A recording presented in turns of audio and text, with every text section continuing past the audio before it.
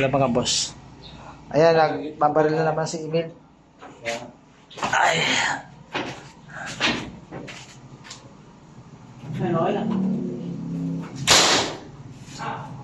Dito lang pa isa-isa buti ko. Pwede na siguro isa lang, Mel. Dalawa mo ba doon? Nakakabingi kasi. Di ba?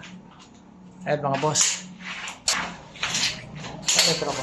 Dapat may bisado pa rin eh. Gusto din natin. Ha? Magkakasakit na kaway natin. Ha? Install na po tayo ng para sa Kesame. May taghan. Kuha ko ng dalawa. Pati lang natin yung busy sa baba. Ito mo. May ikon pa extra dyan namin tila doon?